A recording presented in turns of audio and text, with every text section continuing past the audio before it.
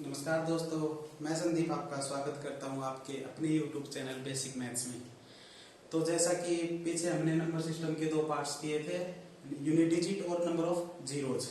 तो सबसे पहले मेरे सभी व्यूअर्स और सब्सक्राइबर्स को और मुझे और मेरी वीडियो को सपोर्ट करने के लिए बहुत बहुत धन्यवाद।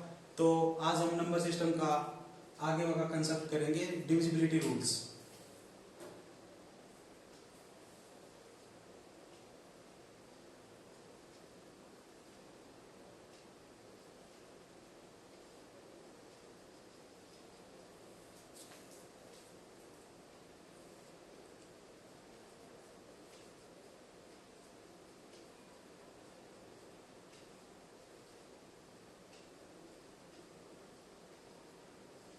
डिविजिबिलिटी रूल्स मीन्स विभाज्यता के नियम कि कोई भी संख्या किससे भाग होती है, हम ये कैसे पता करेंगे। तो सबसे पहले हम देखते हैं कि 1, जैसे कि 1 5 divide by 1 equal to 5, 6 7 1 divide by 1 equal to 6 7 1। तो 1 क्या है, सबको डिवाइड करता है, 0 बाय 1 0। 5 को 1 से किया 5, 6 1 7 को 1 किया 6 7 1। और दूसरा 0 सबसे डिवाइड भी हो जाते हैं, 0 बाय 1 0, 0 बाय 5 0। तो क्या है, 0 सबसे डिवाइड हो जाती है और 1 सबको डिवाइड कर देता है। 1 सबका फैक्टर होता है कि जैसे हम प्राइम नंबर पे हमने देखा था कि किससे, खुद से और 1 को छोड़ के, मतलब 1 सबको डिवाइड करता है। तो 1 और 0 के अलावा हम देखेंगे, सबसे पहले हम स्टार्ट करते हैं 2 से।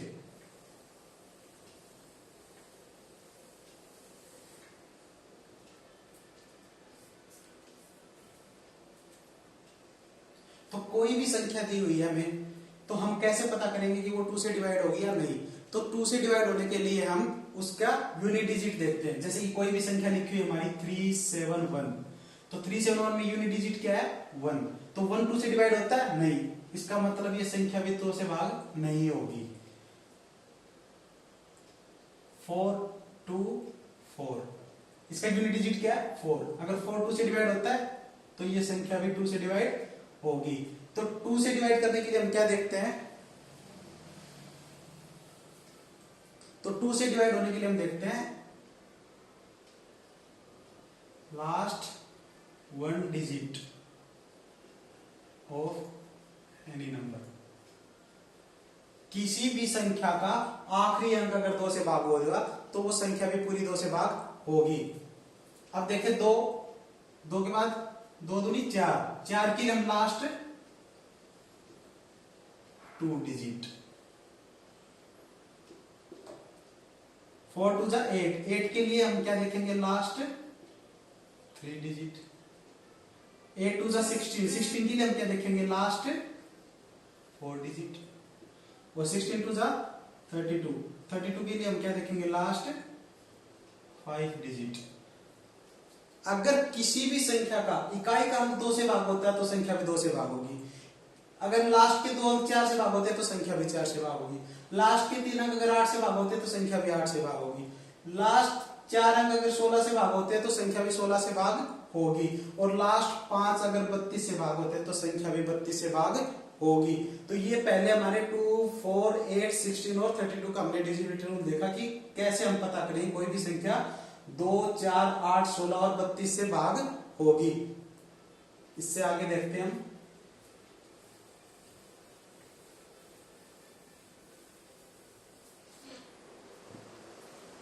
3। हमें कैसा पता चलेगी कि कोई भी संख्या 3 से भाग होगी। तो 3 से भाग होने के लिए हम क्या देखेंगे, संख्या के अंकों का योग। यदि किसी भी संख्या के अंकों का योग 3 से भाग होगा तो वो पूरी संख्या भी हमारी 3 से भाग होगी। जैसे कि अगर कोई एग्जांपल ले हम, ये देखना हमें ये 3 से भाग हो गया नहीं, तो हमें क्या करेंगे, सबको प्लस करेंगे। सबको प्लस करने का नहीं है, सबको प्लस करेंगे इससे हमें कि हम 3 इसमें से हटा दे, ये 3 से डिवाइड हो जाएगा। 7 2 9 ये 3 से डिवाइड हो जाएगा। 5 4 ये 3 से डिवाइड हो जाएगा, ये भी 3 से डिवाइड हो जाएगा। इसका मतलब ये संख्या भी 3 से भाग हो जाएगी। ये हम इन सबको प्लस करेंगे या क्या कि हम इसमें 3 हटा देंगे, 3 3 6 9, 3 के जितने गुणज है उनको हटा देंगे तो हमें पता चल जाएगी संख्या 3 से भाग होगी या नहीं। इसके बाद देखते हैं हम 4 का हमने देख ही लिया, 5 के लिए हम क्या देखेंगे, यदि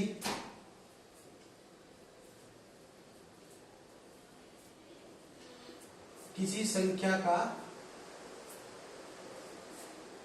इकाई का अंक 0 या 5 हो, if last digit of any number is 0 और 5 then it is divisible by 5। यदि किसी संख्या का इकाई का अंक 0 या 5 हो तो वो संख्या 5 से भाग होगी। इसके बाद 6, यदि संख्या 2 और 3 दोनों से भाग,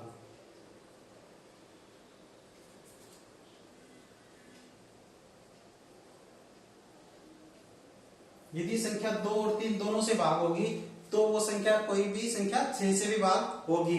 क्यों? क्योंकि 2 और 3 6 के क्या है, प्राइम फैक्टर हैं।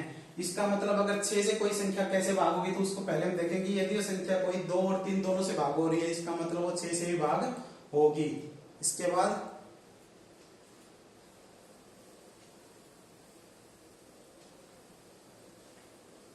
6 के बाद एक बार 7 को हम छोड़ देते, 7 को इसके बाद देखेंगे। 8 का मैंने करवा ही दिया, 9 9 का भी 3 और 9 का दोनों का सेम है। यदि संख्या के अंकों का योग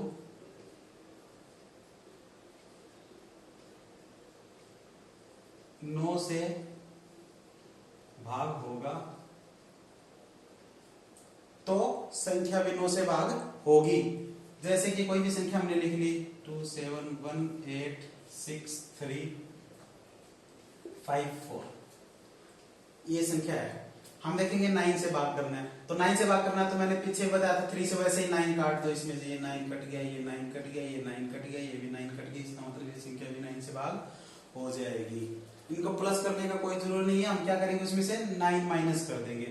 तो अगर वो सब संख्या 9 से भाग हो रही है तो इसका मतलब संख्या भी 9 से भाग हो जाएगी। इसके बाद 10, यदि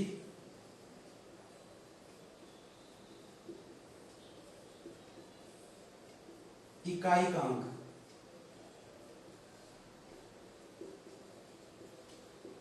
0 हो, यदि किसी संख्या का इकाई का अंक 0 हो तो संख्या 10 से भाग होगी वरना नहीं होगी। इसके बाद 11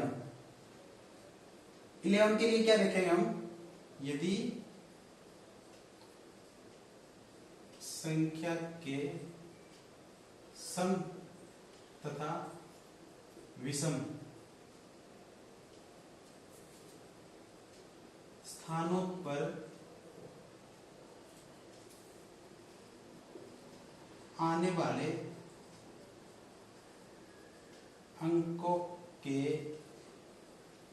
योग का अंतर या तो 0 हो या 11 का गुणज हो। गुणज क्या होता है, मल्टीपल। मीन्स हम ये भी कह सकते हैं कि या तो 0 हो या फिर वो 11 के टेबल में आता हो। यदि उन दोनों सम और विषम स्थानों पर आए हुए संख्या के अंकों का योग 0 हो या उनका 11 का गुणज हो तो वो संख्या 11 से भाग होगी। फॉर एग्जाम्पल, एक एग्जाम्पल लेते हैं हम कि हमें पता है 11 क्यूब कितना होता है, 1331। तो ये मतलब क्या होता है, 11 से भाग होता है। तो हम देखेंगे सम और विषम, ये क्या है, 1 2 3 4।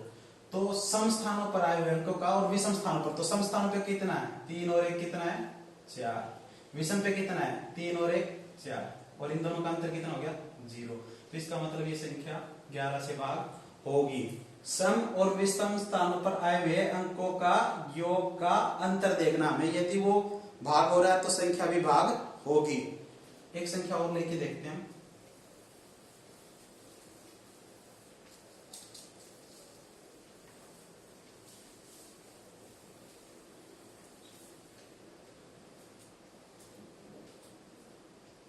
562 562। ये संख्या देखनी है हमें कि ये 11 से भाग होगी या नहीं। तो हमें 1 2 3 4 5 6 पहले ओड और इवन वाले संख्या के अंकों का योग देखना है। तो पहले इवन वालों का जोड़ लेंगे हम, 5 और 2 7 और 6 13। फिर ओड वालों का जोड़ेंगे, 6 और 5 11 और 2 13। 13 में से 13 गया 0। इसका मतलब ये संख्या 11 से भाग होगी। इसके बाद हम देखते हैं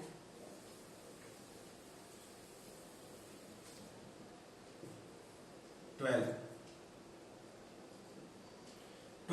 के लिए हम क्या देखेंगे, 12 के फैक्टर क्या है, 3 और 4। यदि संख्या 3 तथा 4 दोनों से भाग हो तो वह 12 से भी भाग होगी। यदि कोई भी संख्या अगर 3 और 4 दोनों से भाग होगी तो वो 12 से भाग होगी। 1 से भाग हो रही हो, 3 से हो रही हो, 4 से नहीं होगी तो वो 12 से भी नहीं होगी। जैसे हम एक एग्जांपल लेते हैं 18 3 से भाग होता है लेकिन 4 से नहीं होता, तो ये संख्या 12 से भी नहीं होगी। 36 3 से भी होता है, 4 से भी होता है, तो इसका मतलब ये 12 से भी होगा। तो किसी भी संख्या को 12 से भाग करने के लिए हम क्या देखेंगे, 3 और 4 दोनों से भाग हो। यदि संख्या 3 और 4 दोनों से भाग होगी तो वो संख्या 12 से भी भाग होगी। इसके बाद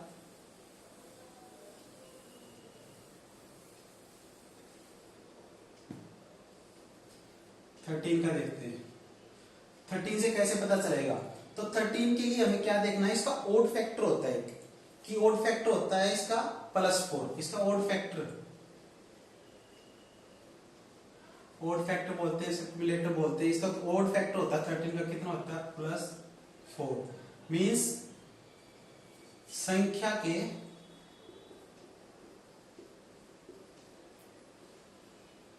आखिरी अंक को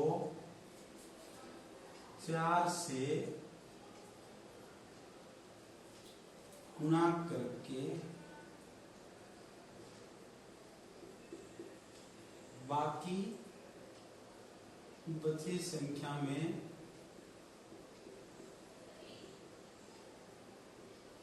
जोड़ देंगे। यदि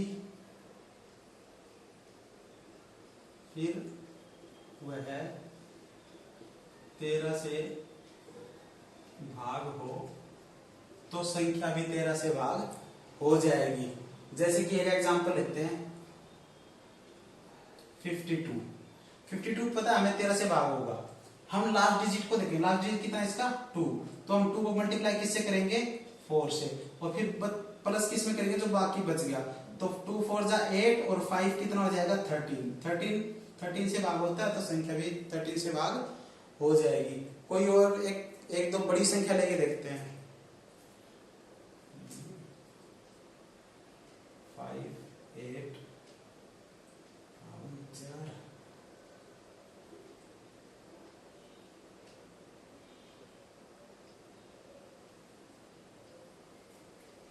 572 लेते हैं। 572 हमें देखते हैं कि 13 से भाग हो गया नहीं, तो क्या देखेंगे, उसका लास्ट डिजिट को हम क्या करेंगे, मल्टीप्लाई करेंगे 4 से और प्लस कर देंगे जो रिमेनिंग। तो 4 2 जा 8 और 8 इसमें रिमेनिंग में प्लस करेंगे। 57 और 8 कितना हो गया, 65। 30 से डिवाइड होता है, तो ये संख्या भी हमारी 30 से डिवाइड हो जाएगी। तो 30 के लिए क्या करेंगे, संख्या के आखिरी अंक को 4 से गुणा करके बाकी जो संख्या बच जाएगी उसमें जोड़ देंगे, और यदि वह फिर 13 से भाग होगी तो हमारी संख्या भी 13 से भाग हो जाएगी।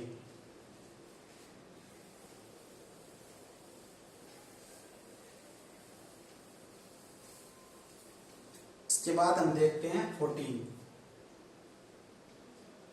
तो 14 के फैक्टर क्या है, 2 और 7। तो 7 तो अभी मैं बताऊंगा आपको।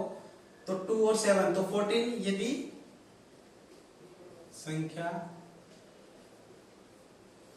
2 और 7 दोनों से भाग हो तो वह संख्या 14 से भी भाग हो जाएगी। यदि कोई संख्या 2 और 7 दोनों से भाग हो तो वह 14 से भी भाग हो जाएगी। इसके बाद 15। तो 15 का हमारा फैक्टर क्या है? 3 और 5। तो 15 के लिए हम क्या देखेंगे? 3 और 5। यदि संख्या 3 और 5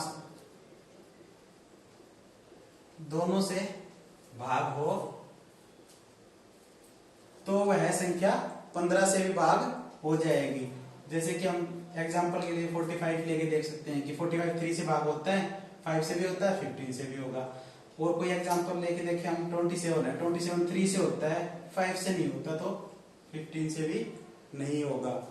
15 के बाद देखते हैं हम 16 का, हमें पता ही है 16 का भी हमने किया था पीछे। अब देखेंगे 17 का।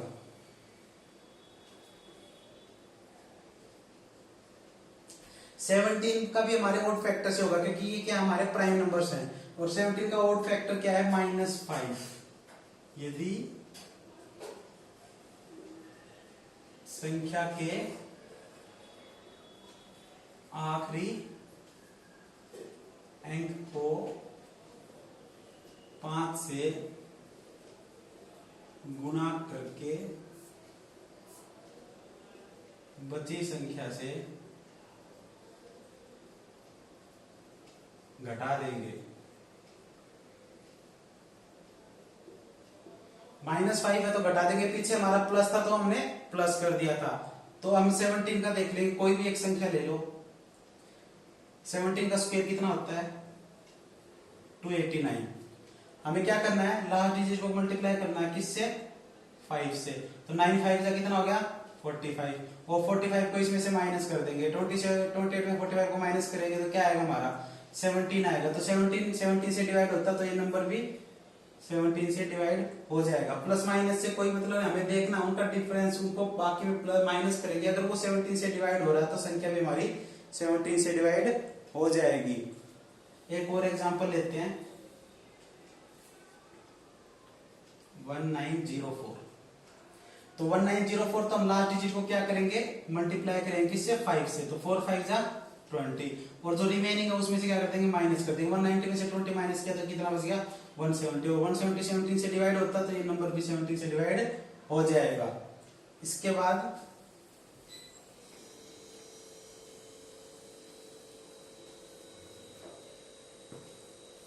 सेवनटीन के बाद देखेंगे हम 18 के हमारे फैक्टर क्या है? 2 और 9। तो यदि संख्या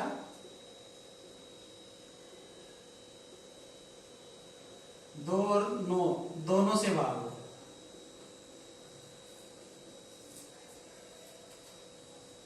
यदि संख्या 2 और 9 दोनों से भाग हो तो वो संख्या हमारी 18 से भी भाग हो जाएगी। तो 18 के लिए हमें क्या देखना है? संख्या 2 और 9 दोनों से भाग हो तो वो संख्या हमारी 18 से भाग हो जाएगी।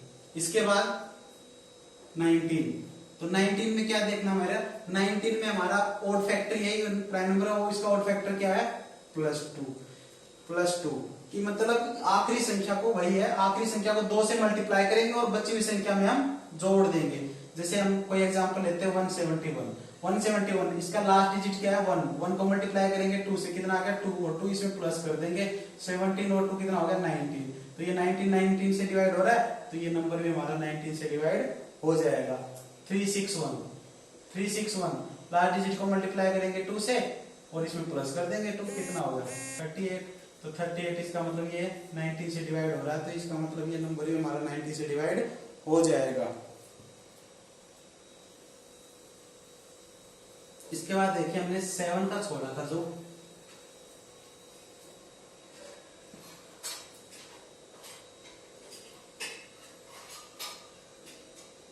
यदि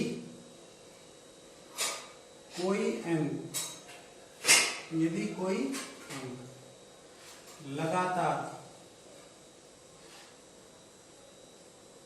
6 बार लिखा है तो वह 7 से भाग हो जाएगा। कोई भी अंक अगर लगातार 6 बार लिखा हुआ है तो वो 7 से भाग हो जाएगा। और उसके साथ साथ वो 3, 11, 13 और 37 से भी भाग होगा। 3, 11 और 13 और 37 से भी भाग होगा। कोई भी अंक लिखा हमने, 2 लिखा हुआ हमने 6 टाइम्स, इसका मतलब ये 7 से तो भाग होगा, साथ में 3, 11, 13 और 37 से भाग होगा। 6 लिखा हुआ हमने, ये भी 7 से भाग होगा, साथ में 3, 11, 13 और 37 से भी भाग होगा। और देखिए, यदि कोई दो अंक, यदि कोई दो अंक 3 बार लिखे, कोई दो अंक 3 बार लिखे हुए हैं, तो वो भी हमारे 7 से भाग हो जाएंगे। 6 2 6 2 6 2 6 2 6 2 6 2, कोई भी दो अंक 3 बार लिखे हुए हैं, ये हमारे क्या होंगे, ये भी हमारे 7 से भाग हो जाएंगे। और इसके अलावा ये 3, 13 और 37 से भी भाग होंगे। 3, 13 और 37 से भी भाग होंगे। यदि कोई दो अंक 3 बार लिखे हुए हैं, तो वो हमारे 7 से तो भाग होंगे ही, लेकिन साथ में 3, 13 और 37 से भी भाग होंगे।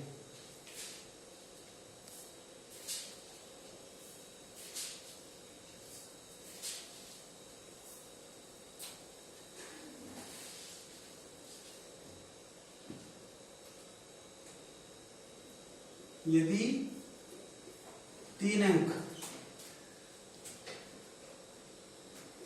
यदि 3 अंक 2 बार लिखे,